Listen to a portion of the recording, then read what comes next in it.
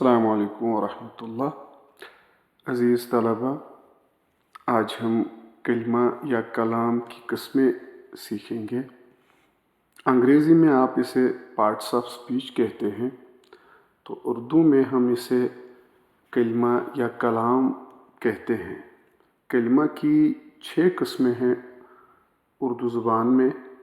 पहली किस्म है इस्म, उसके बाद फ़ैल, फिर सिफत, फिर मुताल्लक़ फ़ैल, फिर ज़मीर और आखिरी किस्म है हर्फ। तो अंग्रेज़ी ज़बान में चूँकि पार्ट्स ऑफ स्पीच 8 हैं, तो उसमें जो प्रीपोजिशन, कंजक्शन वगैरह आते हैं वो उर्दू में सारे हर्फ में आते हैं। पहली किस्म इस्म की हम वजाहत करेंगे। इस्म दरअसल वो कलिमा है जो नाम को ज़ाहिर करता है या जो बतौर नाम इस्तेमाल हो, जैसे अहमद, साजिद, कश्मीर, नमाज, सेब। ये मिसालें आपको इस तस्वीर में दिख रही होंगी।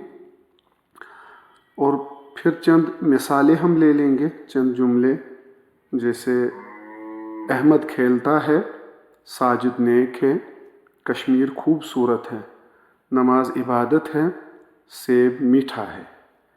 इन जुमलों में अहमद, साजिद, कश्मीर, नमाज और सेब इस्म हैं। आप अगर देखेंगे इस दुनिया में हमारे आसपास हर जगह कोई ना कोई चीज़ है। हर एक चीज़, हर एक शय या जो कुछ भी हमारे इर्द गिर्द मौजूद है, इसका कोई ना कोई नाम होता है। उस नाम को हम उर्दू ज़ुबान में इस्म कहते हैं और अंग्रेज़ी ज़ुबान में नाउन कहते हैं। जैसे कि मैं आपको बता चुका हूँ कि इस्म जो है वो नाम को ज़ाहिर करता है।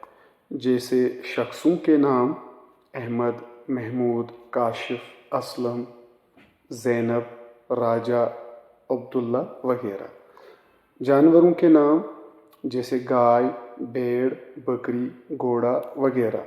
परिंदों के नाम कौवा, चील, कबूतर, तोता वगैरह। फूलों के नाम गुलाब, गुल आफ्ताब, कंवल वगैरह। फलों के नाम सेब, नाशपाती, अंगूर, अनार। कीड़ों के नाम मकड़ा, मक्खी, चींटी, मच्छर, बिच्छू। जगहों के नाम मस्जिद, मदरसा, घर, सड़क, गांव। चीज़ों के नाम किताब, कलम, बस्ता, मेज़, कुर्सी। दरख्तों के नाम चील, कायरू, सफ़ेदा, बेद, कीकर। सब्जियों के नाम साग, आलू, बैंगन, टमाटर, कद्दू। नमाज़ों के नाम फजर, ज़ुहर, असर, मगरिब, इशा। इसी तरह हर वो शय जो हमारे इर्द गिर्द मौजूद है उसका कोई ना कोई नाम है और उस नाम को हम उर्दू ग्रामर में इस्म और अंग्रेज़ी ग्रामर में नाउन कहते हैं। अब आइए हम कलिमा की दूसरी किस्म को समझते हैं। फ़ैल अरबी ज़ुबान में काम को कहते हैं। कश्मीरी में भी हम काम को फ़ैल ही कहते हैं और उर्दू ग्रामर में फ़ैल से मुराद वो कलिमा है जो काम को ज़ाहिर करे या वो कलिमा जिससे किसी काम का करना, होना या सहना ज़ाहिर हो। और तीनों ज़मानों में माजी, हाल, मुस्तक़बिल, इसमें से इन तीनों ज़मानों में कोई ना कोई ज़माना ज़रूर पाया जाए। यानी इसमें इन तीनों ज़मानों में से कोई एक ज़माना जो है उसका ताल्लुक़ ज़रूर हो। जैसे हम कुछ मिसालें यहाँ पर समझ लेते हैं।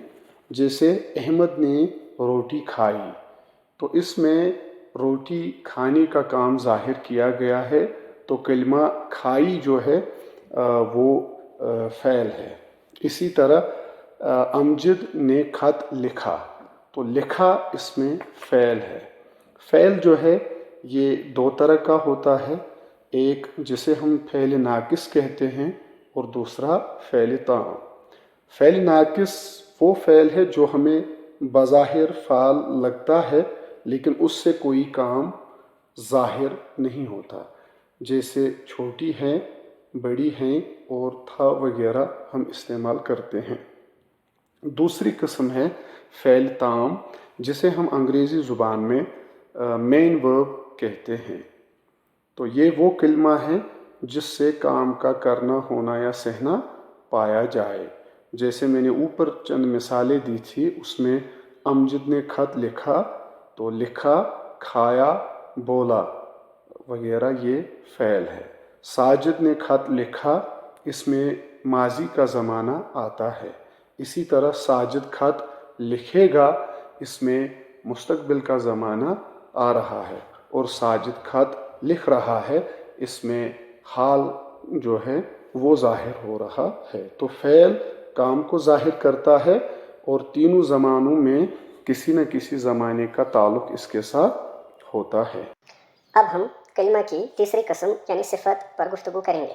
صفت وہ کلمہ ہے جو کسی اسم کی حالت، کیفیت، نسبت، عدد، مقدار، رنگ وغیرہ کو ظاہر کرے، جیسے کالا، چالاک، 3 کلو، کشمیری، جاپانی وغیرہ۔ اب چند جملوں پر غور کیجیے، جیسے احمد نیک لڑکا ہے، اس میں کلمہ نیک سے صفت واضح ہو رہی ہے۔ کوا کالا ہے، اس جملے میں کلمہ کالا جو ہے وہ کوے کے رنگ کو ظاہر کرتا ہے، لہٰذا اس جملے میں کالا صفت ہے۔ جاپانی موبائل سستا ہے، اس جملے میں جاپانی کلمہ جو ہے موبائل کا تعلق اس کی نسبت جاپان کے ساتھ ظاہر کرتا ہے، لہٰذا جاپانی اس میں صفت ہے۔ صفت کی 5 قسمیں بیان کی گئی ہیں: ذاتی، نسبتی، عددی، مقداری اور ضمیری۔ ان قسموں کو ہم انشاءاللہ آگے تفصیل کے ساتھ واضح کریں گے۔ ابھی ہم چلتے ہیں کلمہ کی چوتھی قسم یعنی متعلق فعل کو واضح کرتے ہیں۔